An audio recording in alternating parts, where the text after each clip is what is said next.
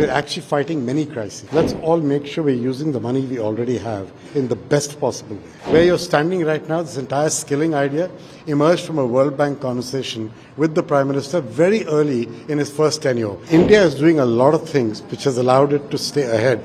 Most countries would be very happy with the 7% growth rate in this environment. India's exposure is cushioned by the relatively higher percentage of the economy that comes from domestic consumption. Money that is to go into the system for renewable energy across the world alone is in $1 trillion a year.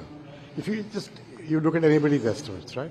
So the fact is that kind of money you cannot get from governments or multilateral banks alone, or even philanthropies. You have to get the private sector involved. The question is, we've created a private sector investment lab that will help us understand how to do this well. The fact remains you will need different forms of concessional capital. You will also need different forms of multilateral bank capital and government capital and philanthropy capital to take first risk positions or to help enable the blended finance to come through.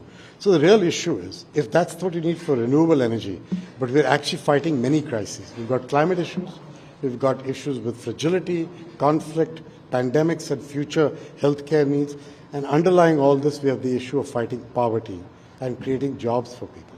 So I think the requirements are immense. The way I have approached this is, let's all make sure we're using the money we already have in the best possible way. Once we have finished that, then we should come back to the richer countries and say, what is your ambition for the future and how much money more are you willing to put? I think the expert group just gives you a broad idea and then we can figure out where to take this. So 1 trillion is what? Let's go to someone else. It's $1 trillion just for renewable energy every year in the emerging markets. So the World Bank pointed out last year that India lost out on $400 billion just because of the extreme measures it took for school closures during the pandemic. How do you think India can make up for that? And considering World Bank has been a constant support when it comes to the education sector, what do we see? You've got to remember that it's not only India that closed schools for the pandemic. The US closed schools down in a number of parts of the country.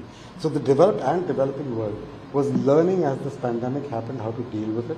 And I think there's been learning loss across the world. So we have a real challenge for that generation that was going through schooling at that time. And it's not just India's problem alone. It's an issue across the world.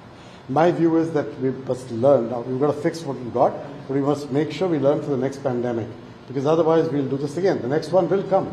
It's a question of how long before it does come. That, to me, is the bigger issue. You've spoken about, the World Bank has spoken about increasing guarantees and other steps like hybrid capital, Yes. affordable capital. Now, how soon should we expect that? That's the first part of my question. The other thing is on the private investment lab, what kind of projects are you taking up? Yeah. So the first question, what basically the process that we're following is that the evolution roadmap required us to think about all these instruments, which we're now working our way through. We're presenting them to all our shareholders, the donor countries, as well as in some cases outside philanthropies and the like. The October is when the annual meetings of the World Bank and IMF are being held in Morocco. I think that's the time when you should see commitments from donor countries coming in. The US has already indicated clearly, Secretary Yellen made a very clear statement, as you probably heard, that they were going to commit to some. Others have to commit. So I think you'll probably see the results of that after that. The first part of the capital expansion is taking our loan to equity ratio down from 20 to 19. That doesn't require any additional money to come in. It's our own to handle and manage. The way this works is for every $1 billion that comes in, we can increase our capacity to lend over a decade by between 5 and 7 billion, depending on the repayment pattern. So it has a very nice multiplier effect that I'm quite keen to make use of. But the other side of this is you have to have bankable projects. You've got to go to countries where people are trying to set up development ideas, and you have to make sure that good quality projects are ready and available. And one of the things the bank can do, in fact, when you go travel in countries, including in India, it's not only our money. It is, of course, the stamp of good housekeeping kind of thing, but more importantly, it's our knowledge, it's our convening power, it's our ability to help inform regulatory policies, to help inform these kinds of things. Where you're standing right now, this entire skilling idea emerged from a World Bank conversation with the Prime Minister very early in his first tenure. And he kind of got hooked on it, that skilling changes the opportunity for young people.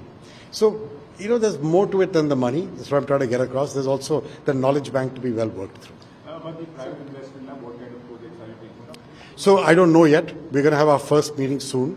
Mark Kani and Shriti are chairing it. Actually, Chandra of Tata Sons is one of the members. And so the idea is they'll get together once a month and we'll discuss the kind of couple of things we could do to help the private sector take away some of the risks it does not understand in the emerging markets. Could be foreign exchange, could be regulatory policy, could be political risk insurance. There's different aspects of it.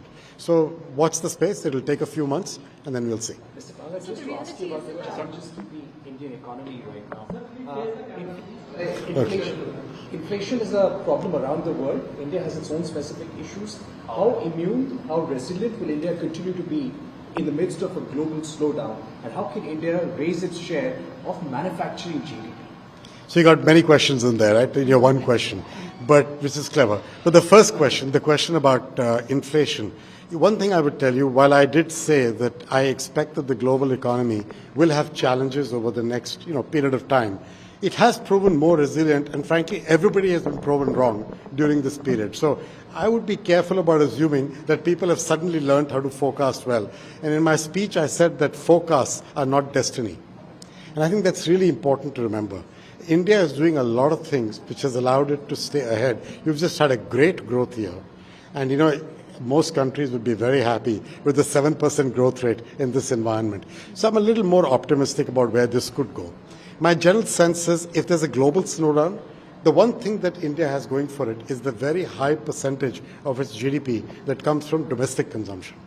Your exposure to the typical impact of global slowdowns caused by trade slowing down, caused by trade in goods as well as services slowing down, India's exposure is cushioned by the relatively higher percentage of the economy that comes from domestic consumption, which is very helpful at a time like this.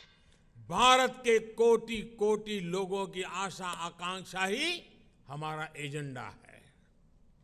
हम पूरी शक्ति लगा देंगे, हम मेहनत करेंगे, ईमानदारी से काम करेंगे और यही हमारी गारंटी है। और लाल किले से मैंने कहा था, यही समय है, सही समय है। आज देश में एक माहौल बन चुका है। देश का आत्मसम्मान और आत्मविश्वास आज अभूतपूर्व ऊंचाई पर है।